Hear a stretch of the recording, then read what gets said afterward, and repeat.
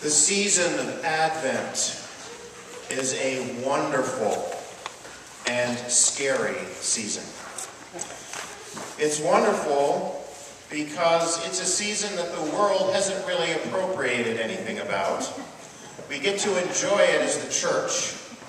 We get to anticipate that wonderful miracle of incarnation and all that that means at Christmas. We get to see the children dressed up in the pageants and look forward to that. It's a wonderful season. It's also a little bit of a scary season because we get hit with lessons like the one I just read that talk about the end of time, that talk about judgment, that talk about the second coming of Christ. And we have to somehow reconcile that to our own human nature and where we are and how we interpret that. I think one of the helpful things is to sort of find ways to contextualize it, to remember that Jesus is speaking 2,000 years ago in an environment of oppression, an environment of occupation. The Roman Empire had conquered Israel. The temple had attached to it the guards of the Roman Empire.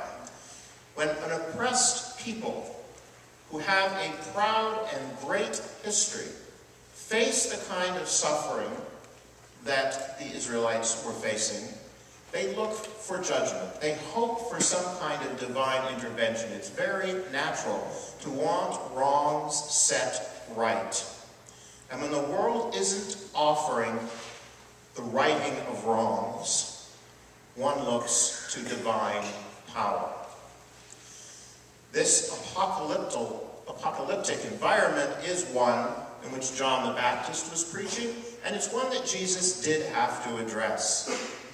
Now, how we make an interpretation of those sacred texts is probably more important today in how we think about standing before God at the end of our own journey in this world than it is at the end of the time of this world's existence. Now, what did I just say? Our faith as Christians and Episcopalians leads us to the conclusion that we will stand before God, that at one day we all will see Jesus.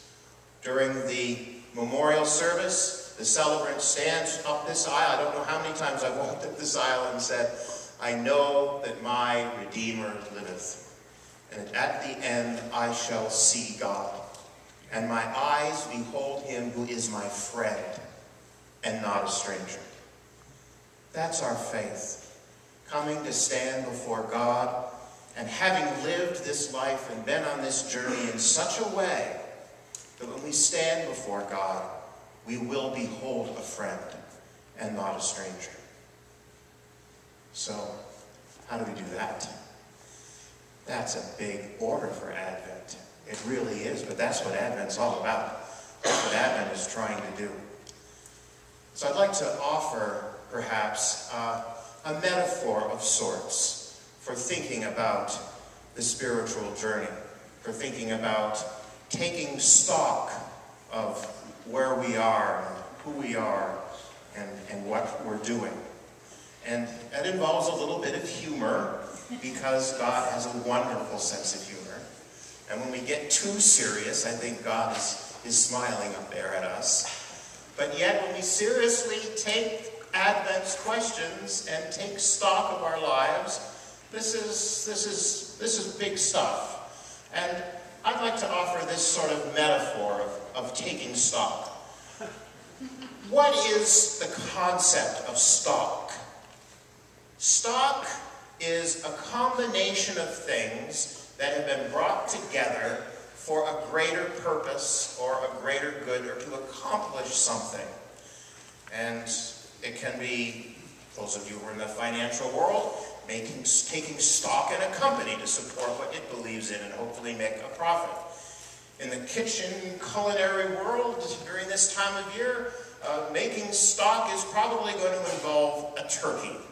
I know I've got a portion of a turkey that is left in my refrigerator, and I certainly am going to make some stock out of that. Now, as I do this, I'd like us to think about metaphors for the spiritual journey, okay? So we can, if we choose, roll up our sleeves in life and make stock from scratch. We can avoid pre-packaged kinds of stock that our world might give us, no matter how attractive they may seem.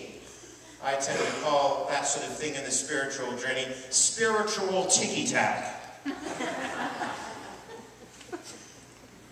We roll up our sleeves and we do the real thing. We add in the seasonings. Now, we put those seasonings in water. How does water relate to the spiritual journey? Well, if you can't answer that one, just stick around because we're having a baptism in a minute. So we put in some water that's the essence of life here, and then we'll throw in some seasoning in the classic mirepoix of stock, our onions, celery, and carrots. There was a celebrity chef who once called this the Holy Trinity of stock making. So we drop in our onion, we drop in some celery, and we're going to put in our carrot. And we've got to also put in, if we're going to have something other than vegetable stock, we have to put in the remains of something. Something we've already used, but yet has something else still to offer us. Turkey, some kind of bones, chicken, whatever. I didn't bring in my turkey pieces today, but will symbolically represent the turkey pieces with the herbs de Provence dry brine from Williams-Sonoma. So imagine I just put in the turkey. Salt and pepper, of course, have to season things up always. That's life, gets us seasoned. And then it kind of stews down and it becomes more than the sum of the parts. And when we do this, and we acknowledge that we are more than the sum of our parts, then as our spiritual journey progresses, we're able to do some wonderful things. First, we're able to face our world and all that it throws at us as a Christian and from a position and place of faith. We're also able to take stock of our community at St. Mark's and ask ourselves, what does it mean to be part of this Christian family in this place at this time? And how can I more fully participate, support, encourage, or be supported by my Christian family? And perhaps most seriously and sometimes most scarily on the spiritual journey is when we look in the mirror and take stock of ourselves and ask, how are we doing? Where are we going? Where do we need to move closer to God in our own lives? One of the most wonderful and glorious parts of being part of a church that's in the liturgical tradition is if we answer those questions and say, well, I really want to engage more, then all we have to do is remember that this Sunday we've embarked on a new liturgical year. Advent begins asking the questions. Answers are given at Christmas, affirming God's tremendous love at the Incarnation. The challenge is given at Epiphany to share that love. And then as we respond to that love and want to engage it more and more nearly, suddenly the season of Lent is upon us and we're able to ask those questions, and the church is able to offer ways to support us as we do that, as we build toward this celebration of Easter.